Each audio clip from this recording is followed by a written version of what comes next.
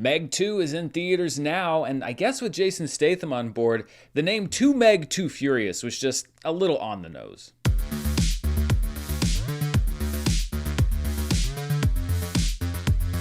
Hello everybody, I'm Dan Murrell here with my review of Meg 2 The Trench, which is the sequel to 2018's The Meg, which banked about $500 million around the world 5 years ago.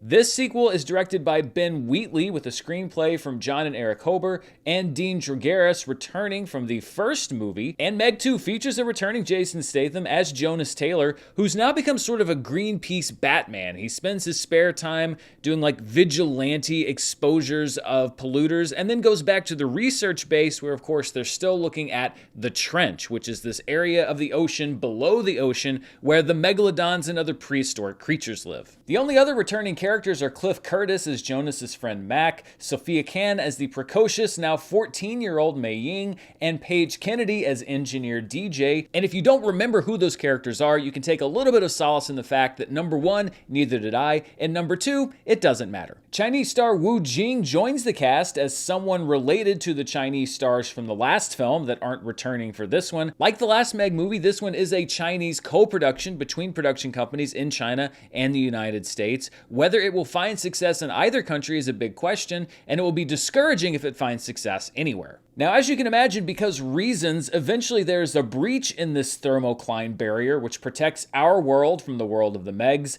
and some prehistoric animals get through to menace humanity. Now, this event, which should have really been the inciting incident of the film, happens about an hour and 10 minutes into the movie. Why? Well, because somebody on the creative team, in the vein of the last Meg film, apparently thought that it was much more interesting to show conflicts between boring human characters than humans and giant prehistoric sharks. Nearly every time this movie threatens to get interesting or lean into the kind of cheesy fun that a movie about fighting giant prehistoric sharks should be, we return to a stiflingly boring storyline about illegal mining on the seafloor and corporate espionage, complete with a cackling villain and even a traitor or two. I really don't know what could have been done to save this movie, but the amount of time that it focuses on this story really is a death blow. There is a scene in the third act where Jason Statham is riding a jet ski with an explosive harpoon in his hand towards a group of megalodons, and the movie decides in that moment that the most interesting course of action would be to start another shootout between Jason Statham and the main villain in the movie, foregoing what seemed to be the kind of action sequence that everybody paid money to show up for in the first place. This is almost kind of like a producer's level thing of wanting to engineer a movie that was just interesting enough to get people in the theater, but bad enough to make people never want to see it again. There is one sequence that had a lot of potential where the team walks across the bottom of the ocean floor, but it is so poorly shot and so poorly edited that I couldn't really tell what was happening to which character, and also at that point in the movie, I didn't know or care even who half of the characters were, so any stakes that scene might have had were completely out the window. And there were a couple of sciencey things regarding pressure on the ocean floor that, you know, I will give a movie some latitude, because you can't depict reality exactly as it is and still make a fun movie all the time.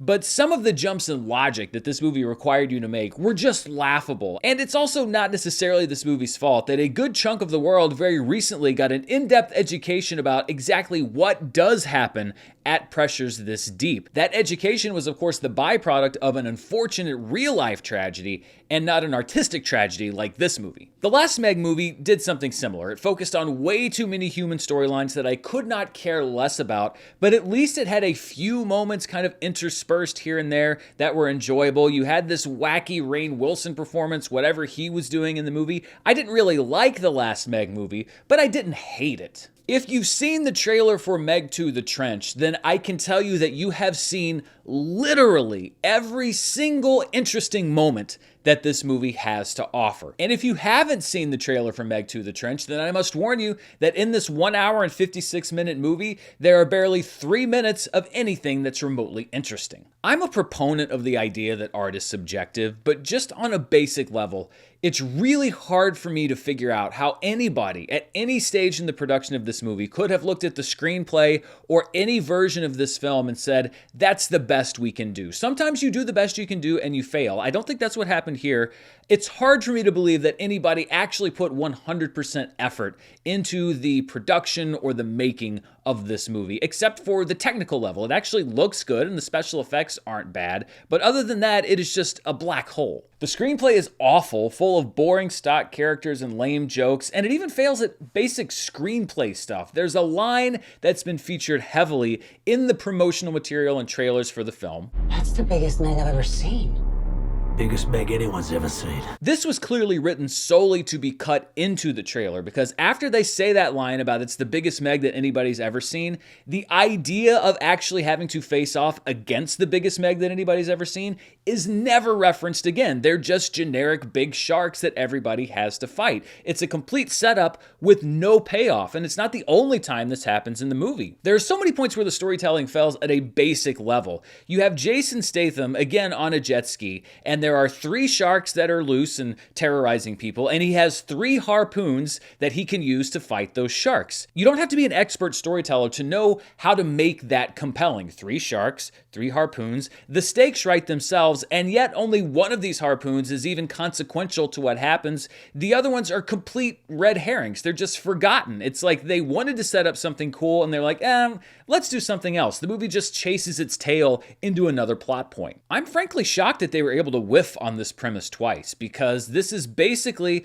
the first movie in that it makes all of the same mistakes over again, but it's twice as bad. I would have actually preferred a movie that was set in prehistoric dinosaur times with no people. By the way, if you've seen that sequence in the trailer, then that's all there is of it in the movie as well. But that would have been way better than what we have here. No actor in this movie is particularly good, but several of them are exceptionally bad, while Jason Statham plays the same Jason Statham role that he's done 30 times before. I felt particularly bad for Paige Kennedy. He seems like a funny guy, and I'm glad that he got paid to be in a movie, but the only contribution they give his character to the movie are lines like "damn" and "get some" throughout the running time, and I was like, really? Given the current state of the box office and the labor situation in Hollywood right now, Meg 2 feels like a relic of a forgotten age when you could just make a heinously expensive movie that people would see if it looked big enough. I don't know how many people will walk in the door to see Meg 2 The Trench, but I'm pretty confident that most of them will walk out the door disappointed,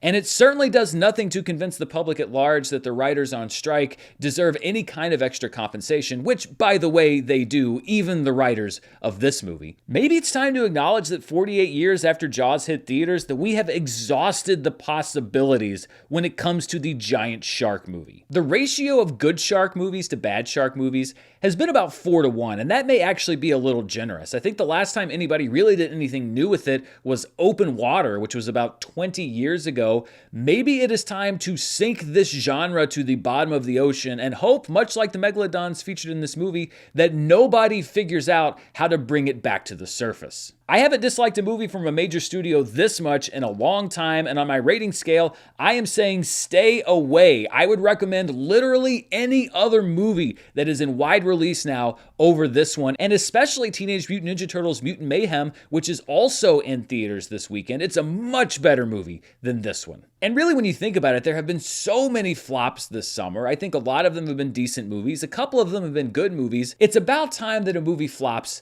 that really deserves it. So those are my thoughts on Meg 2 The Trench. What do you think? Are you still going to hit theaters? You have been warned. Let me know down in the comments below, and stay tuned right here on the channel for movie news, reviews, box office, and more. Thanks so much for spending part of your day here with me. Until next time, stay safe, and I'll see you then.